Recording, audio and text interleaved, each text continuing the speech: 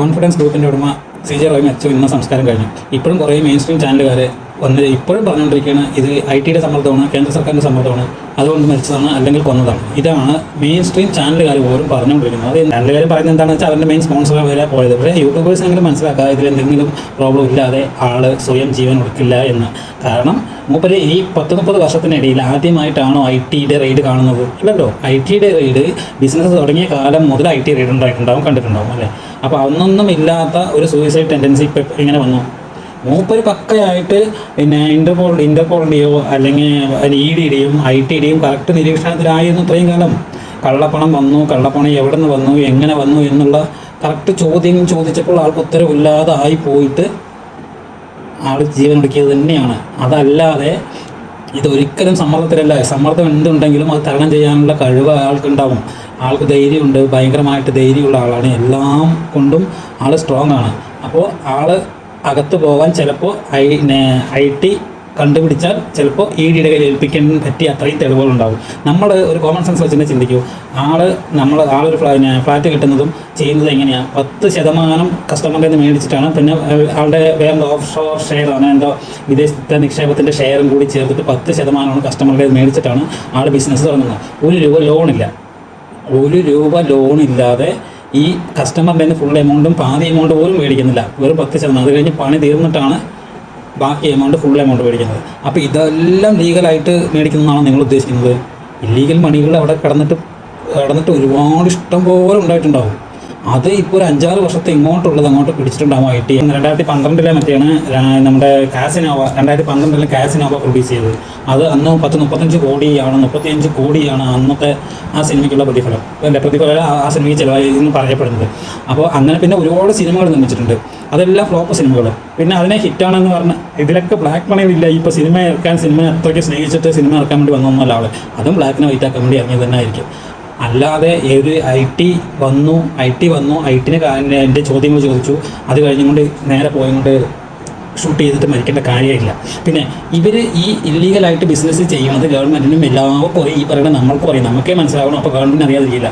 പക്ഷേ ഗവൺമെൻറ്റിന് അറിയാവുന്ന കാര്യം ഗവൺമെൻറ് കണ്ണടയ്ക്കും, ഈ IT ഉദ്യോഗസ്ഥരെ കണ്ണടയ്ക്കും. പക്ഷേ അതിന് ചെറിയ സത്യസന്ധതയാണ്. അതായത് അത് ഒരുപാട് ഇല്ലീഗലായിട്ട് നമ്മൾക്ക് ഇവിടെ വരാൻ പറ്റാത്ത പൈസകളോ അല്ലെങ്കിൽ ഇതുപോലെയുള്ള ഇന്റർപോളിൻ്റെയോ അല്ലെങ്കിൽ ഒരുപാട് കാര്യങ്ങളുണ്ട്. അതിൽ ഏതെങ്കിലുമൊക്കെ പണങ്ങൾ വന്ന് കുമിഞ്ഞ് കൂടിയിട്ടുണ്ടാവും. അതിന് ഉത്തരമില്ലാത്ത കാര്യങ്ങൾ സംഭവിച്ചിട്ടുണ്ടാവും. ഡിസംബർ 3-ാം തീയതി അന്ന് മുതൽ ആളുടെ വീട്ടിൽ റെയ്ഡ് കാര്യങ്ങൾ തുടങ്ങിയതാണ്, ഇന്നൊന്നും തുടങ്ങിയതല്ല. അത് ആ സമയത്ത് പുള്ളി ഇവിടെ ഇല്ല. പിന്നെ പുള്ളിയെ വിളിച്ചു. ഇവർ കുറേ സ്ട്രോങ് റൂമുകളിൽ പറഞ്ഞ സീൽ ചെയ്തിട്ട് പോയി. പുള്ളിയെ ഇങ്ങോട്ട് വിളിച്ചു. പുള്ളി ഇവിടെ വന്നു 28-ാം തീയതി വന്ന് അന്ന് വീണ്ടും ഇവർ പോയി റെയ്ഡല്ല എന്തൊക്കെ ഡോക്യുമെൻറ്റ്സ് മേടിച്ചു എന്ന് പറഞ്ഞ് അതിന് സൈൻ ചെയ്യാൻ വേണ്ടി മാത്രം പോയതാണ്. അങ്ങനെ 28-ാം തീയതി കുറേ ചോദ്യങ്ങൾ, ഓരോ പേപ്പേഴ്സ് കിട്ടുമ്പോൾ ചോദ്യങ്ങൾ ചോദിച്ചുകൊണ്ടിരിക്കില്ലേ? ഇതൊക്കെ ധർമ്മസങ്കടത്തിലാക്കുന്ന കാര്യങ്ങളാണല്ലോ. അവരുടെ ജോലികൾ അവർ ചെയ്യുന്നു. അതിന് ഇവർക്ക് ഉത്തരമില്ലാതാകുമ്പോൾ ഇങ്ങനെയൊക്കെ സംഭവിക്കുന്നു.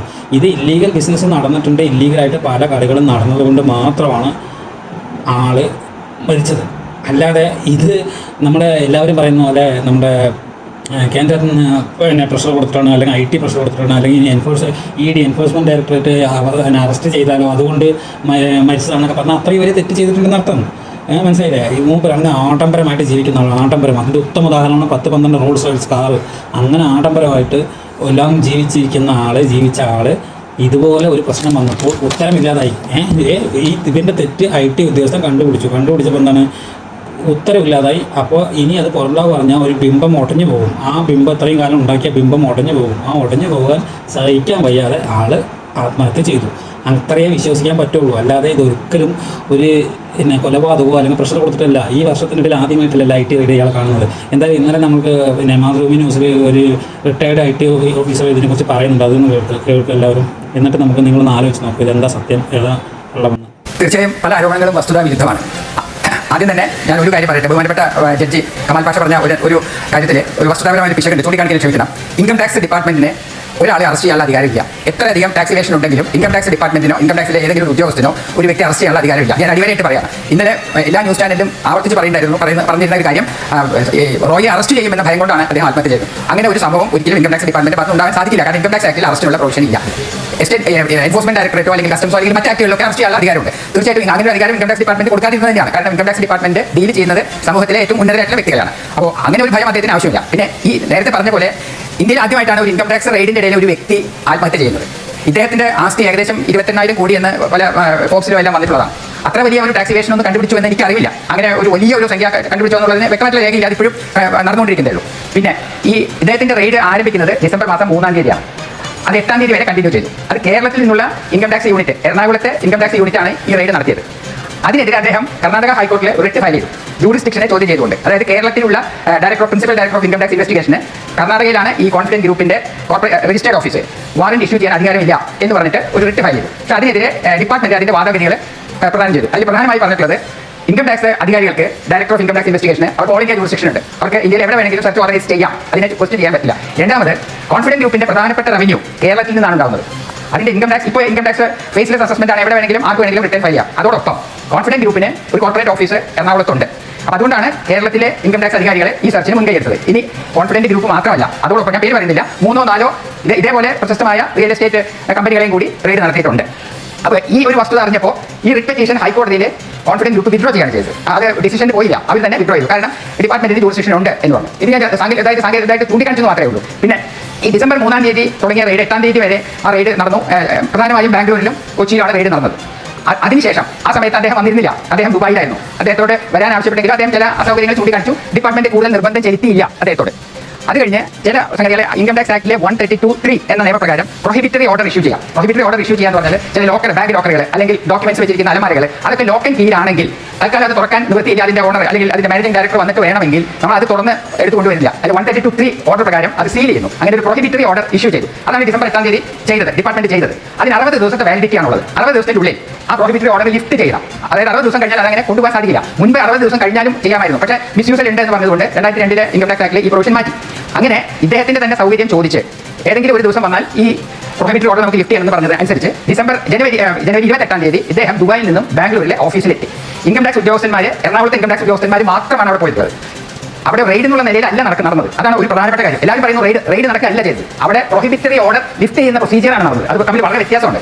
പ്രൊഹിബിറ്ററി ഓർഡർ ലിഫ്റ്റ് ചെയ്യുന്ന പ്രൊസീജിയർ എന്ന് പറഞ്ഞാൽ അവിടുത്തെ പല അലമാരകളിലും പല രേഖകളുണ്ടാകും. ആ രേഖകളെ എന്താണെന്ന് കണ്ടുപിടിച്ച് അത് ഈ അസസിയുടെ, അതായത് കോൺഫിഡൻറ്റ് ഗ്രൂപ്പിന്റെ MD-യുടെ പെർമിഷനോട് കൂടിയിട്ട് അദ്ദേഹത്തിന്റെ കൂടി സാന്നിധ്യത്തിൽ അത് എടുത്തുകൊണ്ടുവരിക എന്നുള്ളതാണ് ചെയ്തിരുന്നത്. ഒരൊറ്റ പോലീസുകാർ പോലും ഈ പ്രിമൈസസിൽ ഉണ്ടായിരുന്നില്ല. ഒരൊറ്റ പോലീസുകാരൻ പോലും ഈ പ്രിമൈസസിൽ ഇത് നടക്കുമ്പോഴില്ല. 28-ാം തീയതി റോയ് അവിടെ വന്നിരുന്നു. ബാംഗ്ലൂരിൽ റോയ് പറഞ്ഞതനുസരിച്ച് റോയ് ബാംഗ്ലൂരിൽ വന്നു. ആദായനികുതി ഉദ്യോഗസ്ഥന്മാരുമായിട്ട് വളരെ സൗഹാർദ്ദപൂർവ്വമായിട്ട് സംസാരിച്ചു. ഒരു സ്റ്റേറ്റ്മെന്റ് എടുക്കണമെന്ന് പറഞ്ഞു. ഞാൻ നാളെ വരാം എന്ന് പറഞ്ഞ് 29-ാം തീയതി അദ്ദേഹം വീണ്ടും വന്നു. ആഫ്റ്റർനൂണിൽ വന്നു. റോയിയുടെ സ്റ്റേറ്റ്മെന്റ് റെക്കോർഡ് ചെയ്തു. എറണാകുളത്തെ ഈ സെർച്ച് ഓർഗനൈസ് ചെയ്ത ഡെപ്യൂട്ടി ഡയറക്ടറാണ്, പേര് ഞാൻ പറയുന്നില്ല, ഡെപ്യൂട്ടി ഡയറക്ടറാണ് ആ സ്റ്റേറ്റ്മെന്റ് റെക്കോർഡ് ചെയ്തത്. അതിനുശേഷം 30-ാം തീയതി വീണ്ടും കുറെ കൂടി സ്റ്റേറ്റ്മെന്റ് റെക്കോർഡ് ചെയ്യണം. കാരണം ഡോക്യുമെന്റ്സ് കൂടുതൽ കിട്ടുമ്പോൾ അതിന്റെ ക്ലാരിഫിക്കേഷൻ ചോദിക്കാനാണ്. ആ ക്ലാരിഫിക്കേഷൻ ചോദിക്കാൻ 30-ാം തീയതി കൂടി വരണം എന്ന് പറഞ്ഞു. ഞാൻ വരാം എന്ന് പറഞ്ഞ് ഈ ഉദ്യോഗസ്ഥന്മാരുമായിട്ട് ഷേക്ക് ഹാൻഡ് കൊടുത്ത് പിരിഞ്ഞെന്നാണ് ഞാൻ അറിയുന്നത്. പിറ്റേ ദിവസം 30-ാം തീയതി ഇദ്ദേഹം വന്നു കഴിഞ്ഞപ്പോൾ നമുക്ക് സ്റ്റേറ്റ്മെന്റ് റെക്കോർഡ് ചെയ്യണം എന്ന് പറഞ്ഞു. ഗ്രൗണ്ട് ഫ്ലോറിലാണ് ഉദ്യോഗസ്ഥന്മാർ. ഗ്രൗണ്ട് ഫ്ലോറിലാണ് ഈ PO ലിഫ്റ്റിംഗ് നടന്നുകൊണ്ടിരിക്കുന്നത്. പ്രൊഹിബിറ്ററി ഓർഡർ ലിഫ്റ്റ് ചെയ്യുന്നത് നടക്കുന്നത് ആ ബിൽഡിംഗിന്റെ ഗ്രൗണ്ട് ഫ്ലോറിലാണ്. ഇദ്ദേഹത്തിന്റെ മുറി ഫസ്റ്റ് ഫ്ലോറിലാണ്. അപ്പോൾ അദ്ദേഹം പറഞ്ഞു, ഞാൻ പോയിട്ട് വരാം, റെസ്റ്റ് ചെയ്യണം, പോയിട്ട് വരാം. ഈ കൂടെ ഒരു റെയ്ഡ് നടക്കുകയാണെങ്കിൽ അങ്ങനെ പോകുമ്പോൾ പിന്നെ കൂടെ പോലീസുകാരും ഉദ്യോഗസ്ഥന്മാരും ഒക്കെ പോകും. ആരും പോയില്ല, അതിന്റെ ആവശ്യമില്ല. അങ്ങനെ അദ്ദേഹത്തിന്റെ മുറിയിൽ പോയി. അദ്ദേഹം അവിടുത്തെ സ്റ്റാഫിനോട് സംസാരിച്ചു, എനിക്ക് കുറച്ച് നേരം റെസ്റ്റ് ചെയ്യണം, എന്നെ ഡിസ്റ്റർബ് ചെയ്യരുത്, ആരും കടത്തി വിടരുത് എന്ന് മുറിയിൽ ചെന്നു.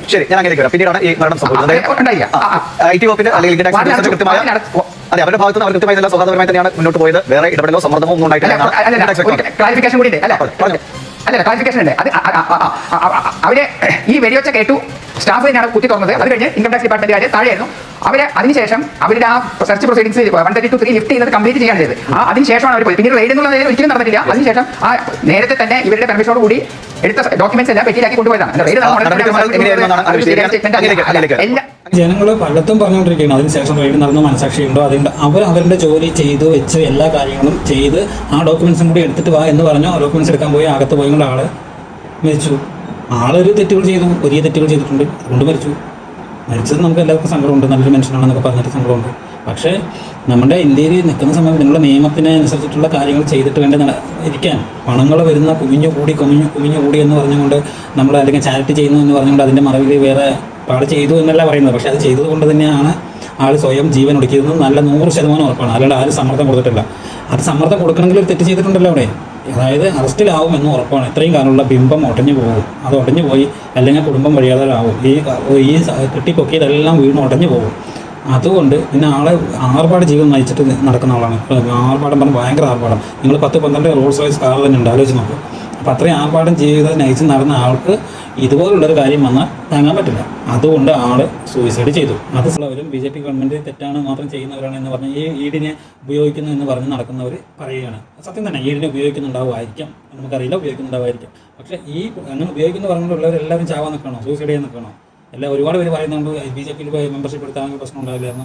നിങ്ങൾ തന്നെ ആലോചിച്ച് ഏഷ്യനെറ്റ് ആരുടെ രാജീവ് ചന്ദ്രശേഖരൻ്റെ ഏഷ്യനെറ്റ്, ആ ഏഷ്യനെറ്റിലാണ് ഏറ്റവും കൂടുതൽ സ്പോൺസർഷിപ്പ് കൊടുത്തുകൊണ്ടിരിക്കുന്നത് അല്ലേ. ഇപ്പോൾ ബിഗ് ബോസിന് പൈസ കൊടുത്തുകൊണ്ടിരിക്കുന്ന ഏതാ? ഒന്നാം സമ്മാനത്തിന് കൊടുത്തിരിക്കുന്ന ഏഷ്യനെറ്റ് തന്നെയല്ലേ. ഏഷ്യനെറ്റിലെ പരിപാടി നടക്കുന്നത്. അപ്പോൾ ഇതെന്താ? അപ്പോൾ പിന്നെ എങ്ങനെ ആളുടെ പറയും ഏഷ്യനെറ്റിൽ സ്റ്റാർ സിംഗർ നടക്കുന്നത്, അതിലെ പാട്ട് പാടും ഫ്ലാറ്റ് നേടുമെന്ന് പറഞ്ഞ പ്രോഗ്രാം നടത്തുക. അപ്പോൾ അതിലൊന്നും ബി ജെ പിക്കാർ അതിലൊന്നും അങ്ങനെയൊന്നും ഇല്ല, കളികളൊന്നും ഇല്ല. ഇത് ഉത്തമമായിട്ട് പുള്ളി ഒരു തെറ്റ് ചെയ്തു, അതുകൊണ്ട് പുള്ളി ആത്മഹത്യ ചെയ്തു. അത് പറയണതിന് പകരം എന്തൊക്കെയോ പറഞ്ഞുകൊണ്ടിരിക്കുന്നു. ഓക്കെ.